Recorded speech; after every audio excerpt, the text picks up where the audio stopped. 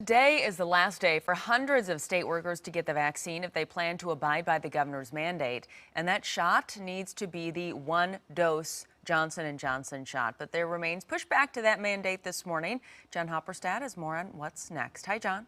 Hi, Liz. You had to hit that October 18th deadline. As you mentioned, today's the last day to get that shot. It would have to be that Johnson & Johnson vaccine because that requires only one dose. Still a lot of state workers remain opposed to the mandate, and they appear ready to lose their jobs. On Sunday, hundreds of state workers, along with their families, turned out for a rally against the vaccine mandate on the steps of the Capitol in Olympia. State employees who have not gotten the vaccine or an improved exemption must get that shot today, but those protesting say they will refuse, and they have the support of some state lawmakers as well, encouraging them to resist.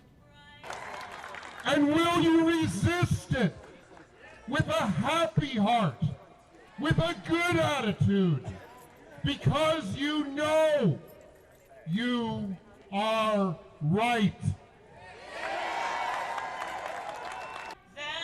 Now, those protesting the vaccine mandate say getting the shot should be a personal choice, and they are hoping the governor will rethink the mandate and actually reverse it. But it doesn't look like that is going to happen. And as we first told you last week, this could also become a public safety issue for law enforcement out on our roads. The State Patrol has granted vaccine exemptions to around 400 employees, but they still haven't found new positions for nearly 200, and they are at risk of losing their jobs on October 18th.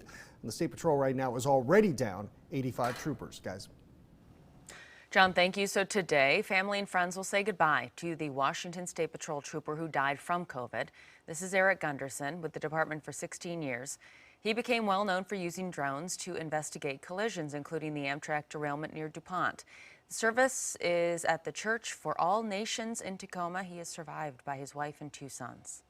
We are dealing with a rise in COVID cases, but Dr. Anthony Fauci says it looks like we're turning the corner on this surge. He says 55% of eligible people nationwide are fully vaccinated, but Fauci warning it's still important that we get that number up, especially as we near the holidays. He says it's unclear whether people should avoid large gatherings for the holidays.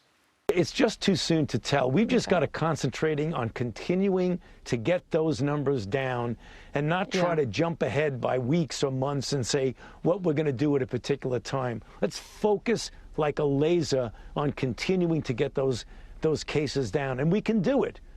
Some Republican lawmakers criticized Dr. Fauci, saying that Americans are going to celebrate Christmas regardless of what he or President Biden say.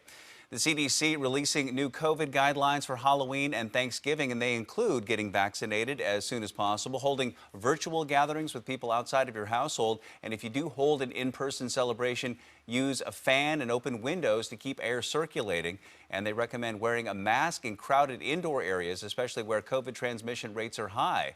It suggests the unvaccinated